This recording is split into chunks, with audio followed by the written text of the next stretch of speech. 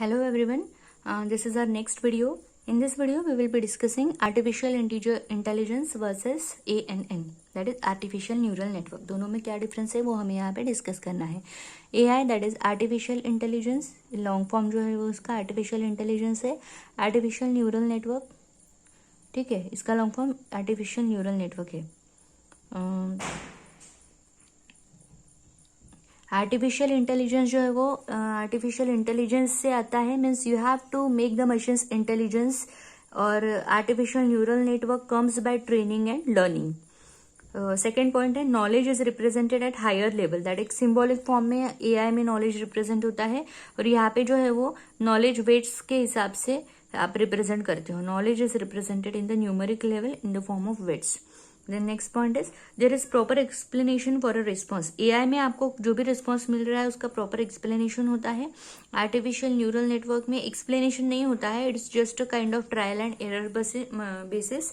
Machines you have to train and then machines will learn based on the experiences that will be use for giving the responses. Then जो भी data processing होगा वो sequential process में होगा artificial intelligence में. यहाँ पे distributed या पैरेलल प्रोसेसिंग भी पॉसिबल है. यहाँ पे सिक्वेंशियल है इसलिए स्पीड जो है वो स्लो है. यहाँ पे सिक्वेंशियल नहीं है इसलिए स्पीड सिक्वेंशियल पैरेलल वर्किंग है इसलिए स्पीड ज़्यादा फास्ट है. It is not good for fault, that is fault tolerance यहाँ पे कम है, यहाँ पे फॉल्ट टॉलरेंस ज़्यादा है. It is not good for real-time application. Not good for fault tolerance. Therefore, real-time application के लिए ये suitable नहीं है. और यहाँ पे क्या होता है? It is good for real-time system because it is a fault tolerant. It can explicitly correct the error. पर यहाँ पे क्या होता है? आपको नेटवर्क को मैन्युअली एडजस्ट करना पड़ता है such that it can generate the correct output. ठीक है? Network can adjust its weight such that it can generate the correct output.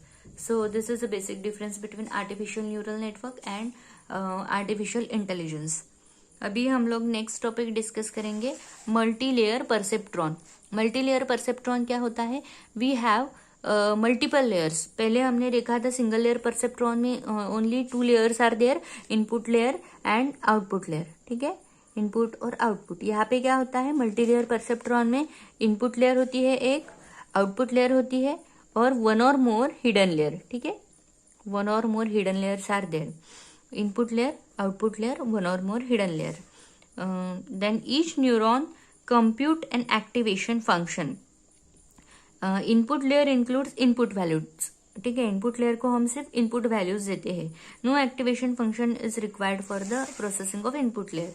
अभी हिडन लेयर में क्या होता है? हिडन लेयर में क्या perform classification feature and 2 hidden layers are sufficient to solve any kind of problem. ज़्यादा भी hidden layer हो सकती है but at most 2 hidden layers will be sufficient for solving any kind of problem. उसके बाद में आउटपुट लेयर का क्या फंक्शन होता है? उसको आउटपुट जनरेट करना पड़ता है. अभी ये हम एक सिंपल एग्जांपल डिस्कस करते हैं. This is called as input layer. 1 और 2 जो आपके परसेप्ट्रॉन्स है, नोड्स है, this will act as a input layer. उसको वेट्स असाइन किए हैं W13, W14, W23, W24 और 3 और 4 जो है वो आपके हिडन लेयर्स है. और उसके बाद में ये जो है वो आपके आउटपुट लेयर है. 5th लेयर आउटपुट लेयर है W35, W45. This is output layer. ठीक है, सो इस टाइप का आपका मल्टी लेयर परसेप्ट्रॉन होता है. उसके बाद में हम लोग डिस्कस करेंगे एक्टिवेशन फंक्शन क्या होता है. तो आपको जो आउटपुट मिलना चाहिए, जैसे कि ये आपका ये नोड है, ये नोड को आपको एक्टिवेशन फंक्शन अप्लाई करना है so that you can get the output. मैं आपको एक एग्जांपल बताती हूँ.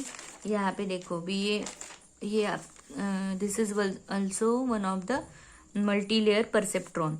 यहाँ पे ये जो y है ये आपको कब मिलेगा? जब ये देखो y is equal to y of FYN, means जो भी आपको y मिला है उसको ये फंक्शन अप्लाई करना है. इसको हम बोलते हैं एक्टिवेशन फंक्शन.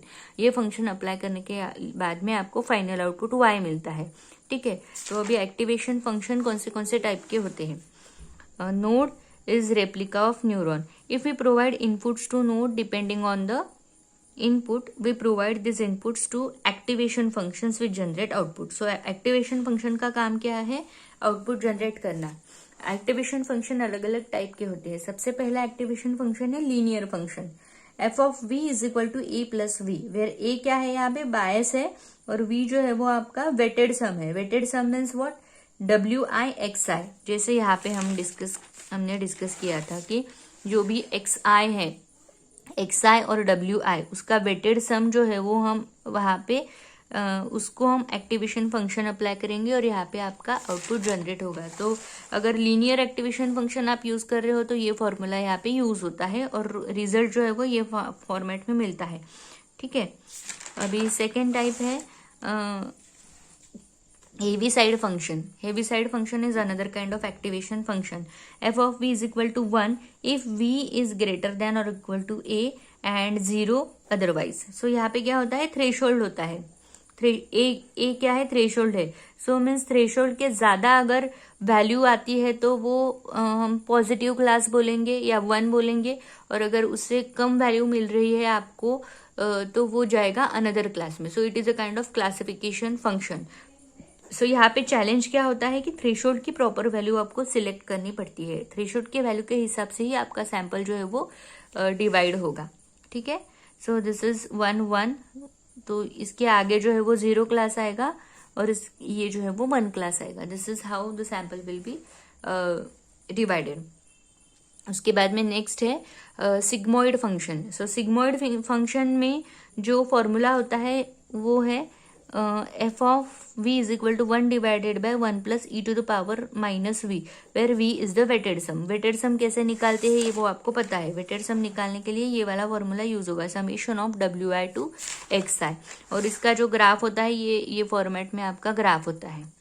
ठीक है, this is how different activation functions are used to divide, classify the sample or to get the output of the given sample. So ये वीडियो में इतना ही। हमने कौन से टॉपिक्स डिस्कस किए हैं। We discuss difference between artificial intelligence and neural network, then second topic we discuss multilayer perceptron, and third topic we discuss activation functions. In the next video, we will be discussing limitations, characteristics and applications of error back propagation algorithm. उसके बाद में हम लोग discuss करेंगे error back propagation algorithm क्या है. ठीक है, so that's all for this video. Thank you.